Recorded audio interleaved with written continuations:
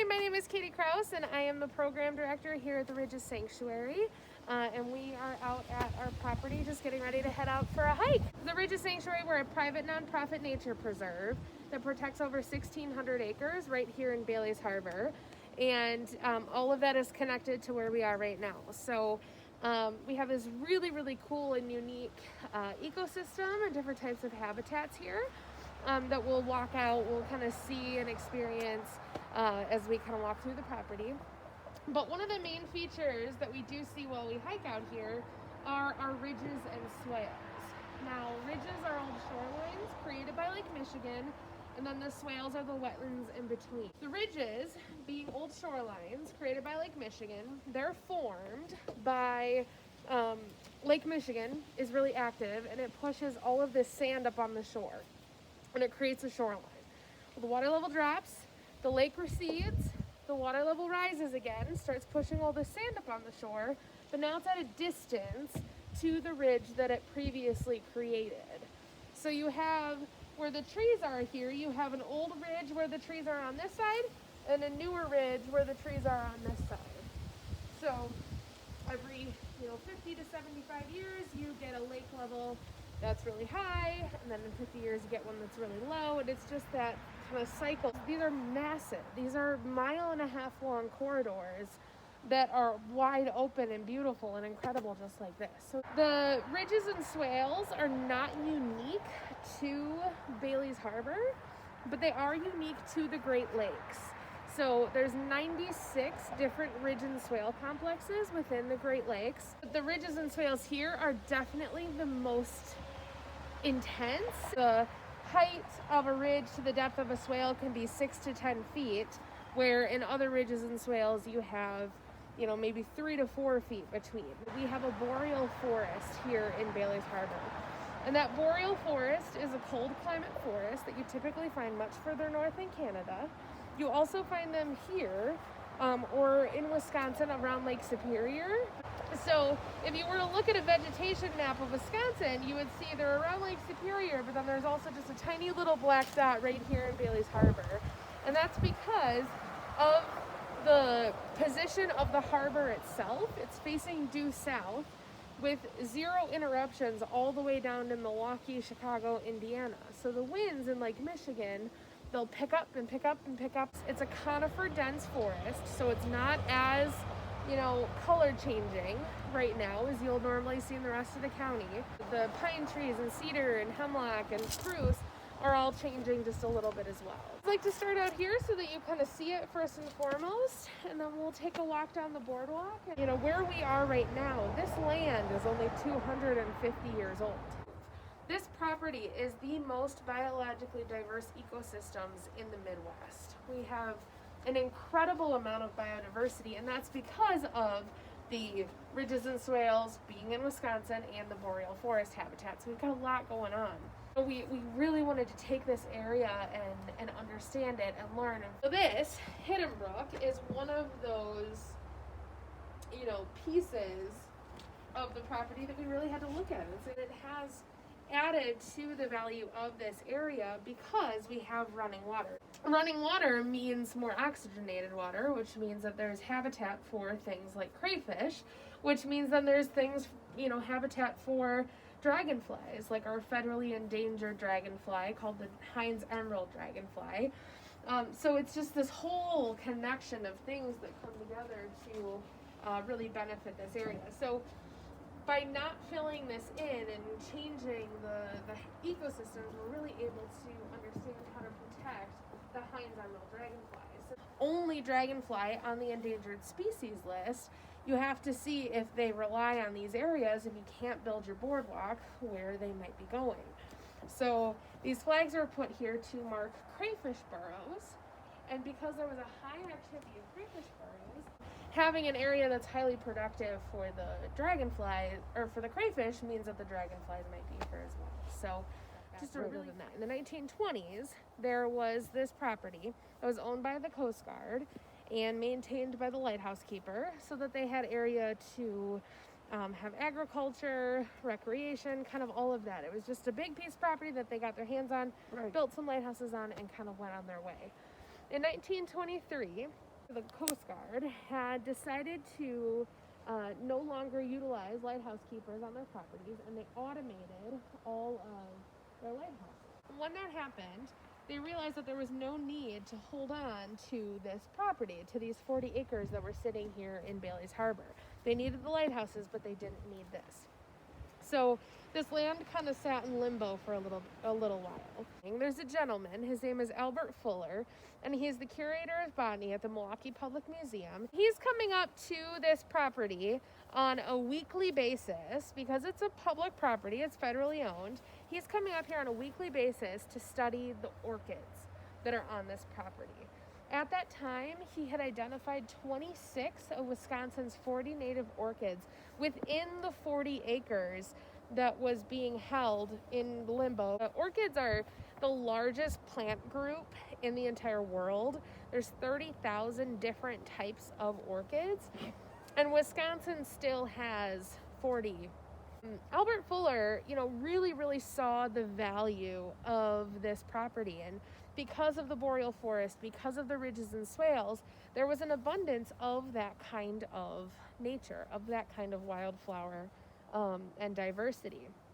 So when he found out that the land was going to be given over to a developer who was going to, fill in the soil with gravel, he said that's not happening, absolutely not. Gathered quite a few environmental forces in the area, including Emma Toft, Olivia Traven, Jens Jensen, among others. And they all came together and said, we're going to figure out a way to protect this property. And in 1937, the Ridges Sanctuary Incorporated unlocked. Now they have the cutest little teeny tiny cones. Yes. And then the super short, flat, shiny needles is their very distinct characteristic. Next to that, we have white pine. White pine is characteristic because, if you want to touch it, they're just the softest, flutteriest little trees. If you were to take a bundle of these needles, you would count 5 needles in a bundle, which is one of the characteristics of pine trees, is that they're bundled. Right. And there'd be 5 needles. White has 5 letters, so you can use that kind of to remember that the 5 needles, 5 letters, the number 1 producing lumber in the state of Wisconsin, though, too. Yes. So white pine is very, very valuable. And then we've got our cedar. So white cedar, and this is our balsam. So this little buddy, even in your gloves, you can rub it and you'll smell it. It smells like Christmas. Yes. So the difference, though, is really quite noticeable if you see it close together, flat. Yep. And their branches or their needles alternate on the branch, whereas they go around in a circle on a spruce. Solid out, like outgrowths. Yes. Here's a lot of them. Each one of those is an individual mistletoe.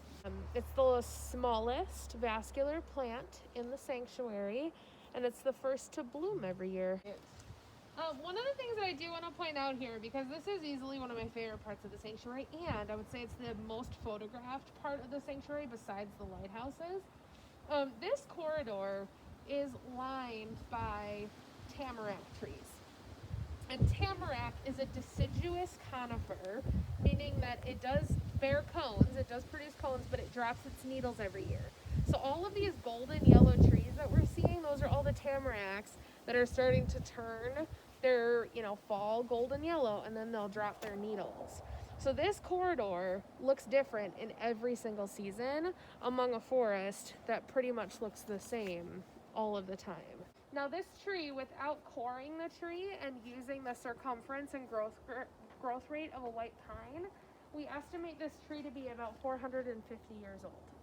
The land it's sitting on is 450 years old. So this tree was here when it started. Of different insects and detritus and all of these different things that rely on dead, decaying wood in order to turn it into soil. There's evidence of how this happened, how this all works. So look at all these little balsam fir trees, and this one, this one's grown, 15 feet in 2 years. These trees are all competing. This canopy reopened all at the same time, and now all these little trees are competing for the canopy top. So the windstorm that came through here a couple years ago opened it all up. Well, now it gives these guys an opportunity to go and be the big tall trees that you have in your forest. Just a couple cool facts about the cabins. The K cabin on our right, this one was actually originally in Southern Door, and we purchased it for $100 in the 1970s. Disassembled it, brought it back up here, and used it as a nature center. The Marshall cabin, this cabin was actually in Peninsula State Park, and this cabin was built by the son and daughter-in-law of Increase Claflin, who was the first non-Native American settler of Door County. So this was part of his homestead in what is now Peninsula State Park.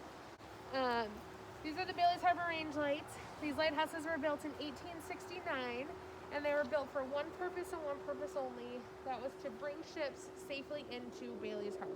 This is the upper range light, and we'll see that there's a white light upstairs in this building that is 17 feet higher than the light of the building that's down on the other end of the boardwalk. This building is rather large for buildings built in the 1860s. And so the lighthouse keeper really had it pretty well being here. So this room, this was the parlor. What's cool about this room is that we were using this building as our offices up until 2015. So the 90s to 2015.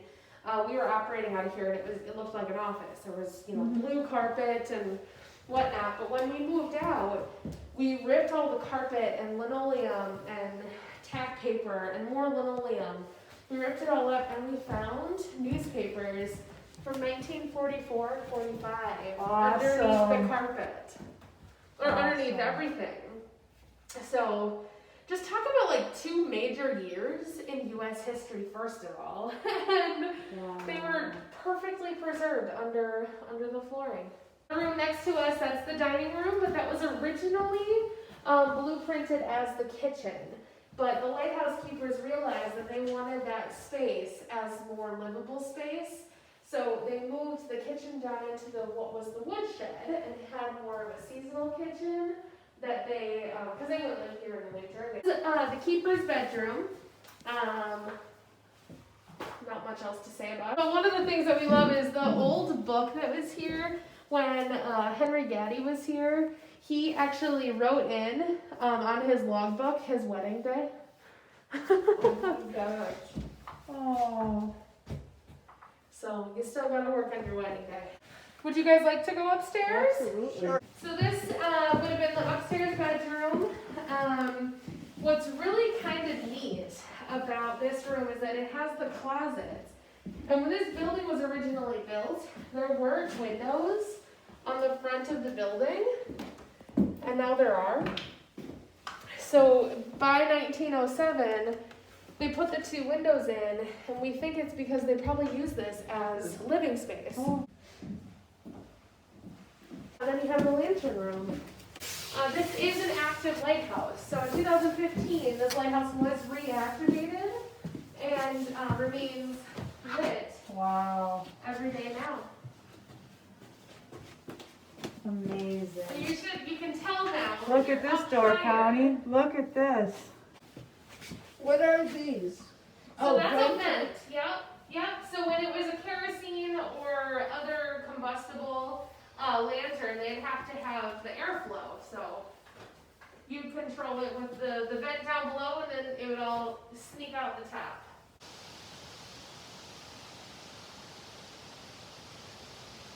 When the lighthouses were built, that building was sitting on the shore of Lake Michigan.